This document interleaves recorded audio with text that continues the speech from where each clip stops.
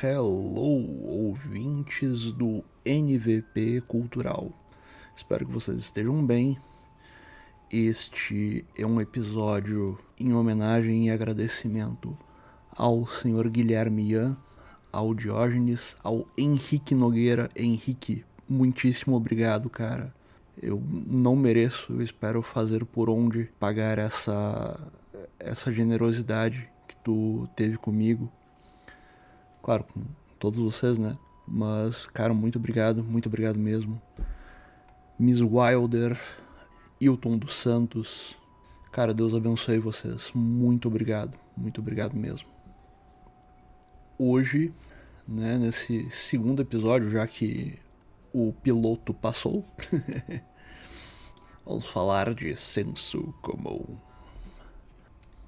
Ao contrário do que algumas pessoas pensam, senso comum não é uma expressão para falar dos costumes de um povo em relação a interações sociais, como a gente vê em alguns animes, né? Então, por exemplo, no Isekai o cara diz lá: ai, puxa, eu tenho que aprender agora qual é o senso comum daqui. Não tem nada a ver. Senso comum é, vamos dizer assim, a apreensão da natureza de um ser ou de um objeto. Então a gente se inclina naturalmente e começa a fazer perguntas, né? Opa, peraí, o que é aquela coisa, né? E a gente verifica que há ali uma natureza. Então, apesar do ser humano ter costumes, tradição e cultura diferente conforme a sociedade desenvolvida, né? Todas as sociedades humanas levam em consideração que o roubo e a traição são delitos graves, por exemplo. É uma coisa que a gente vê em qualquer sociedade, seja indígena, seja no Marrocos, seja... Isso é normal. Ou seja, é algo que todos nós verificamos. Por quê? Porque a nossa natureza se inclina sobre as coisas e, opa, tem alguma coisa aqui. Ou seja, todo ser humano, não importa onde ele esteja, desde que ele tenha crescido numa sociedade mais ou menos, vamos dizer assim, racional, ele vai se fazer perguntas, né? Em todas as sociedades, por exemplo, os guerreiros mais valorosos são reconhecidos e honrados. Por quê? Porque nós temos uma visão, né, mais ou menos normal sobre isso. Em todas as sociedades, uma mãe boa cuida e educa bem os seus filhos, honrando a imagem do marido. Então, isso, por exemplo, é um senso comum, porque isso daí é uma coisa natural. A sociedade não existe sem isso. Esses são exemplos, tá bom? Vamos lá, calma, vamos falar já de evolucionismo.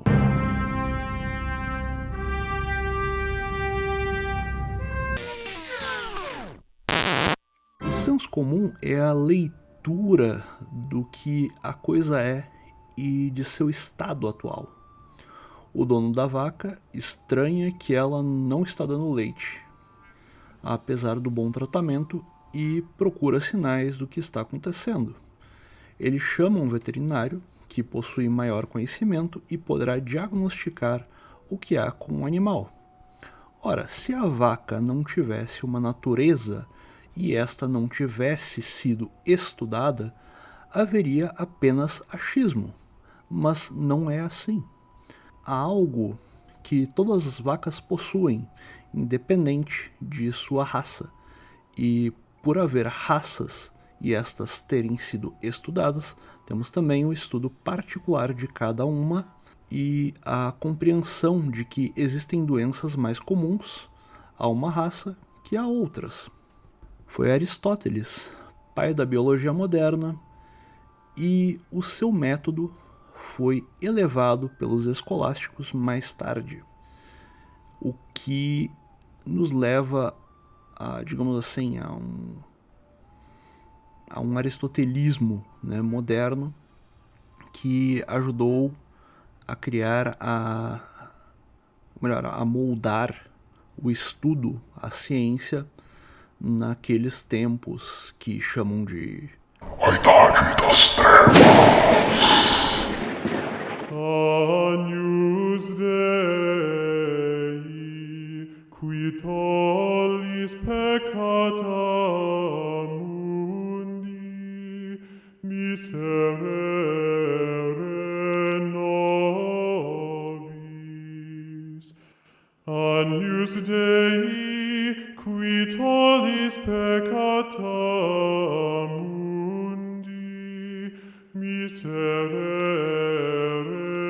nobis. Agnus Dei, qui tollis peccata mundi, dona nobis pace.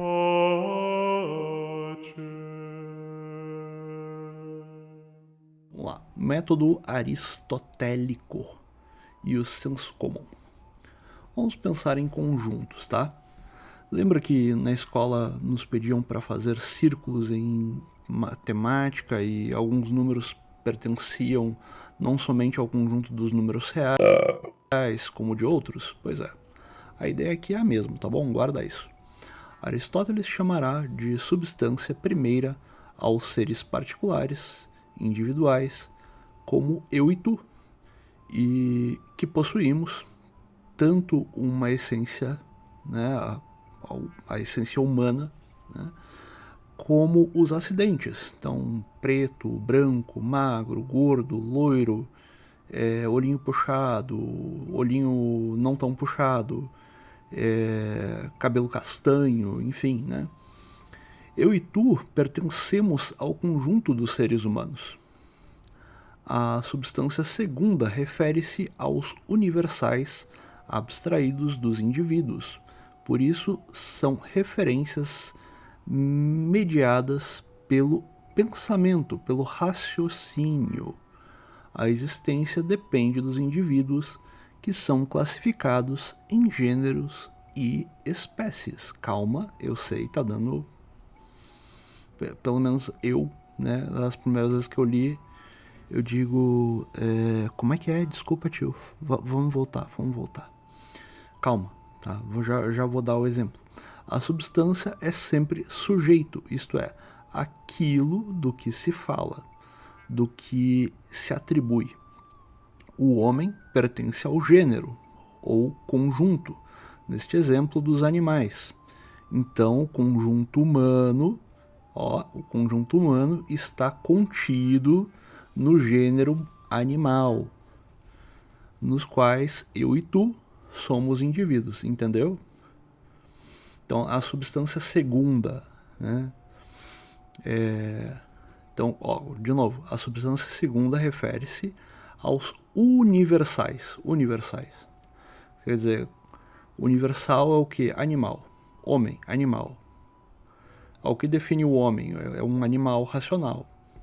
É alguém que consegue entender as coisas. Por isso que nós somos diferentes. Mas estamos contidos ali no conjunto dos seres humanos, que por sua vez faz parte do gênero ou conjunto, né, gênero animal, tá bom? Aristóteles, em seu método, define as chamadas categorias, que são termos de proposições que declaramos sobre as coisas e indicam que algo é, faz ou ainda está. São apreendidas diretamente, sem necessidade de demonstração. O senso comum é, então, a apreensão direta, sem necessidade de demonstração dessas verdades. Entendeu o esquema? O ser humano é capaz de ver categorias. Tá? Isso daí é o normal. Ou seja, o ser humano ele é capaz de racionalizar essas coisas que e abstrair, né? Coisas que os outros animais não têm, tá bom? Tu sabe que os gêmeos idênticos são pessoas diferentes, ainda que muito parecidos, ou utilizando roupas iguais. O máximo que acontecerá é eles pregarem uma peça tentando confundir-te. Sabemos que dois gatos, ainda que muito semelhantes, não são o mesmo gato. São indivíduos com mesma natureza felina e, por isto, agem de forma similar, da mesma forma que os gêmeos são dois indivíduos de natureza humana. Aristóteles considera a existência de 9 categorias com as quais se diz sobre o ser: a qualidade, a quantidade, a relação, lugar, posição, tempo, posse, ação e paixão. Isso daqui fica melhor entendido em latim, tá? Mas me desculpa, meu latim anda uma merda, porque eu parei de estudar. E eu teria que ir atrás de um bom livro sobre isso daqui. Eu sei onde encontrar, mas tá difícil, desculpa, tá? Sem tempo. As categorias possuem as seguintes propriedades: extensão, conjunto de coisas determinadas por uma categoria; compreensão, conjunto de características que uma categoria designa. Calma, já vamos ver. Quanto maior a extensão de uma categoria ou termo, menor será sua compreensão. Isso aqui é importante. Quanto maior a extensão de uma categoria ou termo, menor será sua compreensão. Quando falamos do indivíduo Sócrates, temos uma maior compreensão porque estamos focados em um indivíduo. Consequentemente, a extensão é menor. Porém, se falarmos de homem ou humanidade, a extensão é maior e a compreensão é menor. Entendeu? Oh, meu Deus! Eu não entendi o que ele falou. Quanto maior a extensão de uma categoria ou termo, menor será sua compreensão. Quando falamos do indivíduo Sócrates, temos maior compreensão porque estamos focados em um indivíduo. Consequentemente, a extensão é menor. Porém, se falamos do homem ou humanidade, a extensão é maior e a compreensão é menor. Muito facilmente nós falamos ou ouvimos alguém falar: a humanidade fez isso. Aliás, diga-se de passagem, é muito normal. Ou os portugueses são responsáveis pelo que o Brasil é hoje. E quanto maior a extensão, maior a generalização e menor a compreensão da ação, porque vamos perguntar: quando, o que, onde, por quê, como? Nos referindo às categorias tempo, ação, posição, relação, por exemplo. Aristóteles verificou que ele, homem, na busca por conhecer a realidade, se faz estas perguntas, e quanto maior a generalização, mais difícil compreender o objeto, e ele esquematizou então um método com base em algo que é natural para o ser humano. Vejamos agora a evolução e se a gente pode aplicar o senso comum nela, com esses pouco que a gente aprendeu. Então, quando alguém propõe que um ser unicelular saiu do nada, por acaso, e deu origem aos poucos a toda a vida no planeta, simplesmente ignora o senso comum, porque ninguém pode dar o que não tem. Então, um criador de cães sabe que as ninhadas terão cada vez mais problemas quanto mais próximos os pais forem na árvore familiar. O mesmo se dá conosco, seres humanos. Considera-se que a epilepsia de Dom Pedro I, por exemplo, era resultado dos arranjos matrimoniais feitos pela família real portuguesa na época com parentes próximos. A Igreja Católica mesmo proíbe o casamento entre primos até o 2º grau, sem que o caso seja avaliado. Eu até conheço realmente casos em que o casamento entre primos de segundo grau foi permitido, mas é raro. A genética precisa ter uma certa diversidade. O senso comum nos diz isso. Dizer que um ser unicelular possuía todos os códigos genéticos, ou ao menos a sequência de código, com todas as possibilidades possíveis para que a prole conseguisse, apesar dos erros, prosseguir, é o equivalente a dizer que um ser unicelular, um indivíduo único, possuísse do nada, por raios, não só as capacidades, mas um código que permita que os próprios erros dele, que era único, era um ser único, em um ambiente totalmente insalubre, conseguissem dar um jeito, sendo que a chance de um erro acabar com ele era alta. A probabilidade joga totalmente contra. Gustavo Corsão, filósofo brasileiro, dizia que tais chances seriam as mesmas de uma página de qualquer livro de Shakespeare conseguir ser composta ao acaso no mar se jogássemos milhões de letrinhas nele. A estatística dirá que é possível, mas todos sabemos que não vai acontecer. Quando os paleontologistas dizem com base em 40% de um esqueleto, tá? 40%, que aquele indivíduo deveria ser de tal forma, jogam o senso comum para o alto. Agora, o cientista que pegou o fóssil e encontrou a semelhança com os macacos bonono, este sim usou o senso comum. Veja que mesmo uma família de brancos caucasianos que moram em ambiente ensolarado não ficam negros. Ficam dourados ou tostadinhos. Tostadinho. Nossa, que galega tostadinha. Da mesma forma, se uma família de negros vai morar em um local com menos sol, vamos dizer aí a Dinamarca, as próximas gerações não terão seus níveis de melanina mais baixos com o tempo. Não é porque os vikings saíram de terras geladas e foram morar em locais mais ensolarados que seu nível de melanina aumentou e seus descendentes se tornaram negros. Ou seja, os primeiros homens tinham mais potencial de mudança, de adaptação, e hoje nós mesmos temos um código diferente que não permite tantas modificações. Certamente o ser humano era diferente biologicamente no tempo dos sumérios, mas a diferença não é tão grande assim com o homem atual, comigo e contigo. Vejamos agora, esse daqui eu acho que vocês vão gostar.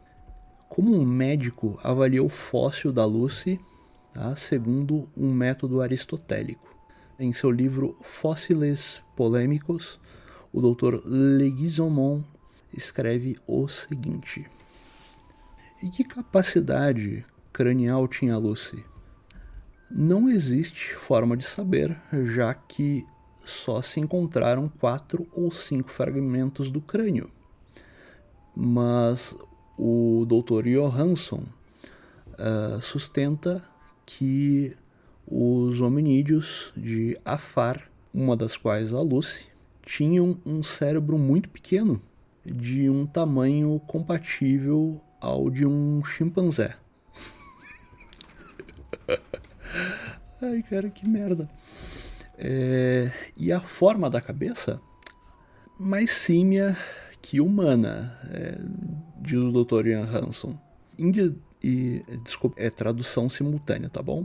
Em dezembro de 1976, o Johansson escreve um artigo sobre Lucy, dessa vez na revista National Geographic. E aqui é onde, pela primeira vez, diz que o esqueleto de Lucy mostra evidência de andar bípede. E que parte de um esqueleto de 40%, vamos dizer, né?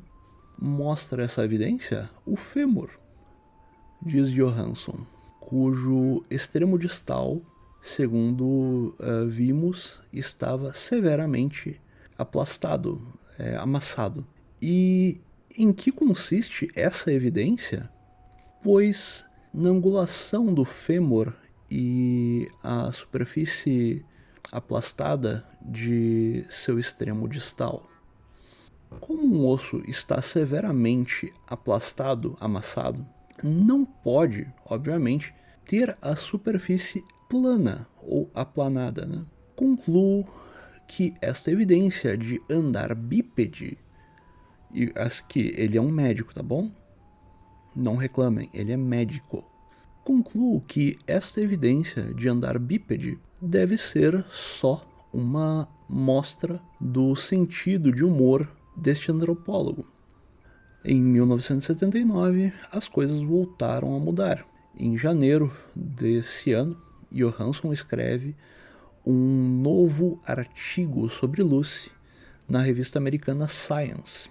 Ali não diz uma palavra sobre o fêmur de Lucy mostrar evidência de andar bípede. Sua principal argumentação, né, de bipedismo no artigo da National Geographic. Nem sequer menciona o fêmur em todo o artigo, mas agora nos inteiramos da pelvis de Lucy, de que indicaria um andar bípede, olha só. Transcrevo todo o parágrafo, pois é muito interessante. Um dos ossos de Lucy potencialmente mais significativos é o AL288, inominado pelvis. Está sendo agora reconstruído. Sua morfologia é comensurável com o modo bípede de locomoção. Observe-se a prudência da última frase. A pelvis é comensurável com um modo bípede de locomoção. Mas com qual? O autor não elucida isso. Simplesmente diz... de modo bípede. Quem sabe como de todos os australopitecos? Podia ser. Além do mais, a frase nos diz: a forma da pelvis indica um modo bipedal, etc. Não diz que é comensurável com um modo, o que quer dizer que esta pelvis pertenceu, quem sabe, a um ser capaz de algum modo bípede, mas que não tem como ser assegurado. E acho que aqui tá bom, né, cara? O Dr. Leguizamon, cara, ele é um grande filósofo também. Um ótimo filósofo, diga-se de passagem. E ele tem esse trabalho sobre o evolucionismo. Bom, é isso. Por hoje é só. No próximo episódio eu falarei sobre um outro componente muito importante do ser. Fique ligado. Valeu!